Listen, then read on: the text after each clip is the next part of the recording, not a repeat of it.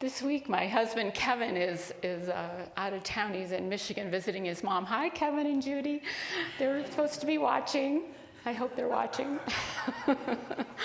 And was that when the cat's away, the mouse will play? But I haven't played all that much. But I have been watching Bridgerton season 2 this week, which something Kevin would not watch. Sorry, Kevin. I know you would not want to watch that, but I've just had fun with it. And the story is just the story, but the fabrics and the clothes. And there's one character, there's actually 2 characters in this season 2 that I just totally fell in love with. And one is Eloise. If you've been watching, she wants to do her own thing. She does not want to follow culture. She does not want to do what society is telling her she has to do in marrying and being a wife. She wants to go to university. She wants to study. She wants to have deep discussions. And I just love that she's such an independent soul, because it wasn't accepted in the Regency time in the early 1800s in England, in the elite upper class. And the other one is Edwina, who's a new character this season, who tells her sister towards the end, you got to find your own path. You have to find your own meaning, what's important to you, and live that not for anyone else, but for yourself. And I love that message, because that's what we're talking about today, is finding meaning in your life. We're working with Brene Brown's book, The Gifts of Imperfection, and this is week 9 of a 10-week series. It feels like it's never going to end, but we're almost done with it. But this guidepost is about cultivating meaningful work. Now, she says work, and there's a number of people who are retired here in the community, probably at home as well, watching. And it doesn't necessarily mean work that you do to get a paycheck. I love in Prosperity Plus how it says creative expression. What you do in the world. What is your purpose? What are you doing with your time? How do you spend your time? What's your passion? What's your vision for yourself? And so it's really important for us to figure that out, to find that passion, that meaning in our lives. Because otherwise, what are we doing here? If not for some meaning. And we get to decide what that meaning is. Brene Brown says this on page 112, we all have gifts and talents. When we cultivate those gifts and share them with the world, we create a sense of meaning and purpose in our lives. We all have gifts and talents. They're all different. Each of us has our own unique sets of gifts and talents. And when we use those in service, that's when we have meaning. That's when we create meaning for ourselves. And that's that spirit in us, that divine nature longing to come forth as us, through us. We need to uncover what makes you come alive. That's where the meaning is. That's where the purpose is. That's where the calling is, when we uncover that. I read somewhere this week that there are 3 kinds of people in the world. Those who watch things happen, those who make things happen, and those who say, what just happened? I thought that was so cute. But it's got a point. Like, don't be a spectator in your own life. Participate with your life. Engage with your life. We are all called to do that, no matter what it is. And don't let anyone tell you what it should be. What that meaning is for you, what that calling is for you. It can be something simple, it can be something big. It doesn't really matter. It's just that it makes you feel alive. It makes you feel happy to get out of bed in the morning. To find our own meaning, find our own path. Just like Edwina told her sister, just like Eloise is trying to do. She's not done yet. So in the book, in Brene Brown's book, she talks about reading The Alchemist every year. Anybody read The Alchemist? It's been around a long time. It's a great book. I never had read it until this week, and I read it all in one day because I just couldn't put it down. It was so good. But Brene Brown talks about how The Alchemist is a great combination, how it shows how we connect, how it's connected our gifts and our spirituality and our work, and how they're all connected together. And how we all are looking for that, as the author says, that personal legend, that calling, that purpose. And we follow the life of young Santiago, who has this dream, this recurring dream, that he needs to find his treasure at the pyramids of Egypt. An alchemist, of course, is somebody who takes something ordinary and makes it extraordinary. And so there's an alchemist in each one of us, that we take our basic elements and make an extraordinary life out of it.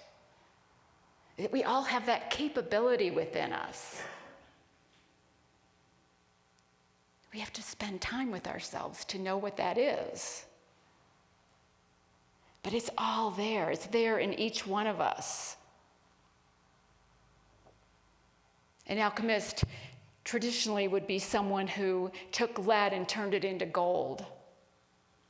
So you want to take some basic element and turn it into something bright, something shiny, something brilliant, which each of us are in our own way. I have a video clip of the author, Paulo Coelho. I don't know if I'm saying his name exactly right, but he's talking with Oprah a little bit about his book here.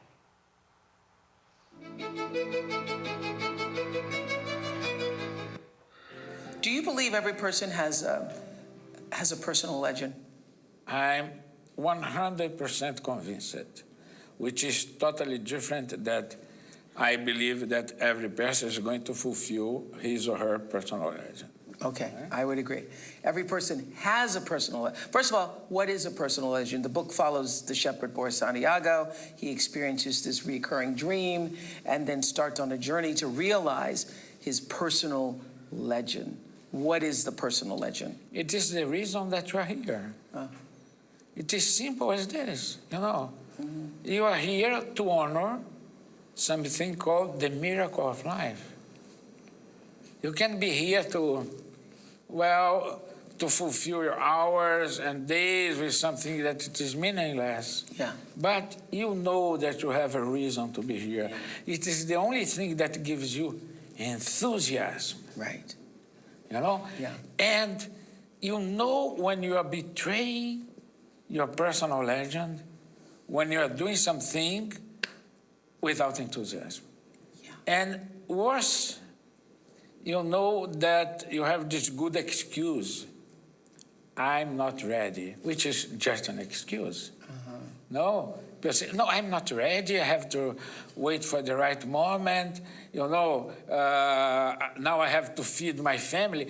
Come on, your family wants to see you happy. Yes. Your daughter, your husband, your wife, they don't want to see you there sitting in a work that you hate. Right. Even if it gives you tons of money. Okay, so you've just given a really key clue to how to know you're pursuing your personal legend. It is that which in life gives you enthusiasm. Yeah. Yeah. I call it personal legend. I call it your personal calling. Everybody has a reason why you're here. You're called here. And you know if you're on the path to it, whether you're enthusiastic about what you're doing or not. 100%. That's how you know. 100%. Right. Okay. And we all have one. Absolutely. Absolutely. We all have one. We all have a purpose. We all have a personal legend. I love how he says, we're here to honor the miracle of life. And how do we honor that miracle if not by living what we're called to do, being who we're called to be? That's honoring that miracle of life. It doesn't have to be some big thing. It can be, Brene Brown talks about in this chapter how many people think it has to be the work that they're doing in the world, the work that pays the bills. And it doesn't. It can be I'm a this. She says, I'm a researcher / writer / speaker. Use slashes. You don't have to get your purpose out of everything that you do, but find it in one thing that you do, one thing that you are. And then I love how the author says, I'm not ready. How many people will not live their calling because they say, I'm not ready? It's really just fear. It's an excuse. I'm not ready. It's self-doubt. Brene talks about in this chapter how we have to let go of self-doubt. Challenging thing to do. We all have some self-doubt from time to time. She says this, self-doubt undermines the process of finding our gifts and sharing them with the world. The gremlins get lots of mileage out of supposed to. The battle cry of fitting in, perfectionism, people-pleasing, and proving ourselves. Anyone relate to that? Perfectionism, supposed to, I'm supposed to do this, I'm supposed to be that. Who says? Who says you're supposed to? So we can be curious. We can say, who says that? Who says I'm supposed to do anything? Why? We often ask the question, why? Well, why this and why not that? When we're comparing. We have doubts when we compare ourselves to others.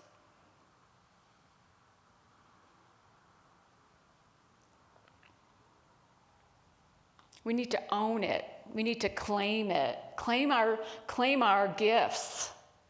Own our doubts. Allow ourselves to feel them. Don't try to push them away, but acknowledge them. And then claim our gifts. Claim them.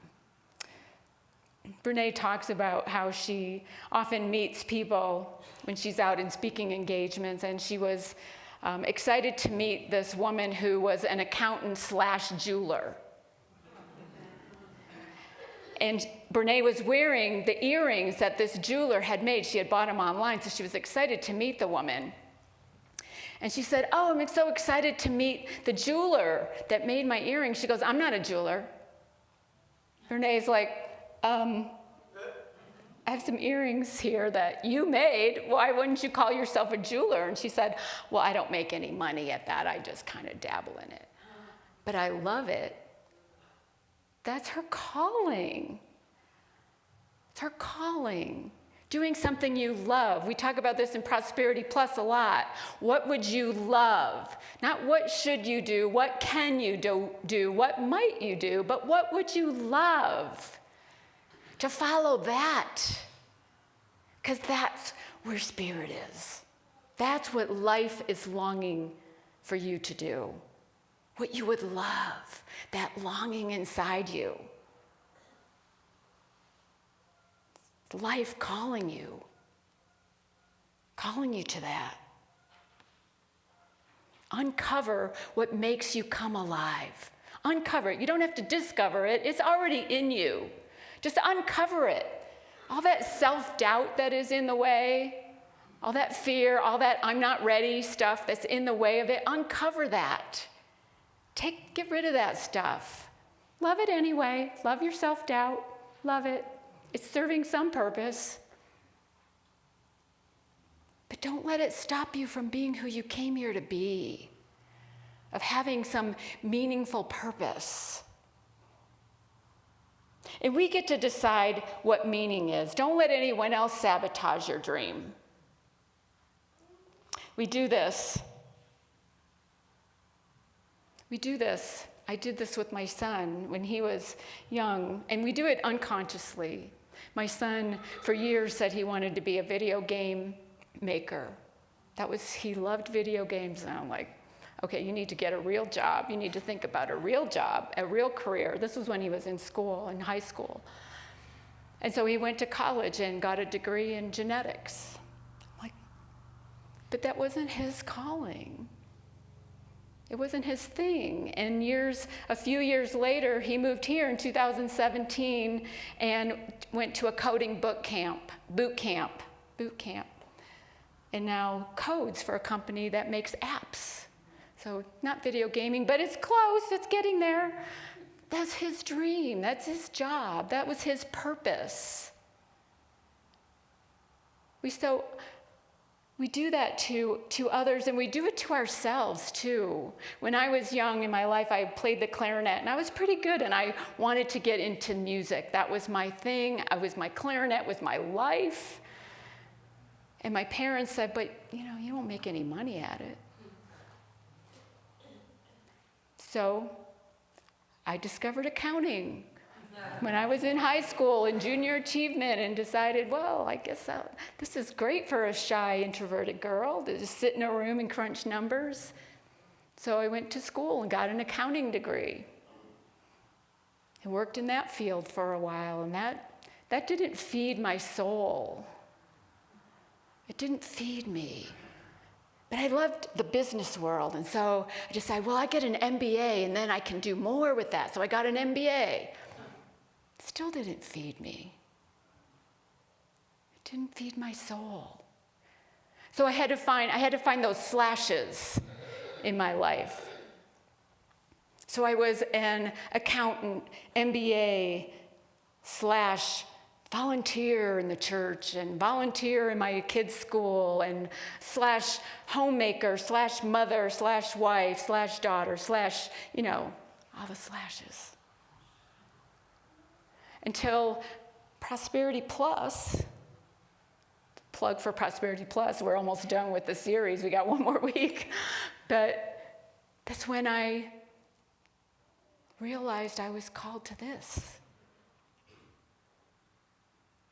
kind of work. Now I'm blessed to be doing a job that not only gives me a paycheck, but also feeds my soul. And hopefully helps some of you. Hopefully. I'm a number 2 on the Enneagram, a lot of 2 in me, and the helper. I want to help.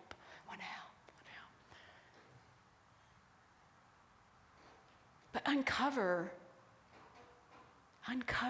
for yourself what makes you feel alive. Whatever it is. Doesn't mean you won't have to work through some self-doubt, but let it be an obstacle, not a barrier. We so often come up against things that say, oh, that means I'm not supposed to go there. Who says?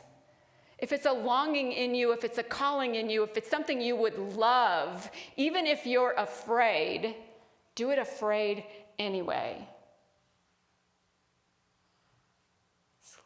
Spirit coming through you.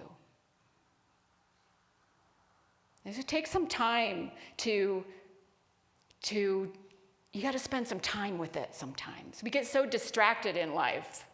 Yesterday was the first day of Ramadan for the Muslim people. And if you don't know, Ramadan is a month-long fast where they fast between sunrise and sunset. And it's the time where they say Allah gave the Quran to Muhammad, where Allah, Spirit, God, was speaking to him. And so during this time, the Muslims will fast during the day so that they concentrate on other things, concentrate on their connection to Allah, to Spirit, to Source, to find out who they are, to spend more time working on what gives them meaning, what gives them life, what makes them feel alive. We get so distracted. I realized when I was reading that yesterday that how much of my time, of my thoughts during the day are spent thinking about food. what I'm going to eat, when I'm going to eat it, how many calories it has, planning out my food, who I'm going to eat with, where I'm going to go. Whoa. I love to eat, but come on. If I didn't spend all that time thinking about food, how much more time I would have during the day? And this Ramadan gives them an opportunity to do that, to focus on something else. And it's not a hardship. We often think, oh my God, how do they do that? They say it's not a hardship, it's a blessing. It's a sacred time for them. They're removing distractions so that they can see what's important. And those distractions are like you know how the lotus flower, so beautiful, it comes up through the muck and the mud, and then it blooms in all its glory.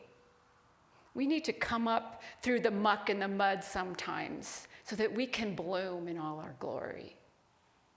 Allow it.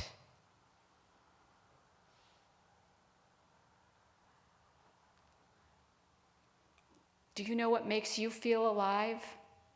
Are you willing to look for that? To discern that for yourself? No matter your age, no matter what you've been through, no matter what circumstances you've faced in your life, you still have life in you. You still have meaning. You still have purpose. You are important. You matter. You matter. So uncover what makes you feel alive. I want to leave you with a quote that Brené Brown has in this chapter. She's quoting Howard Thurman. She says, "Don't ask what the world needs. Ask what makes you come alive and go do it. Because what the world needs is people who have come alive." So come alive. Namaste. Peace be with you.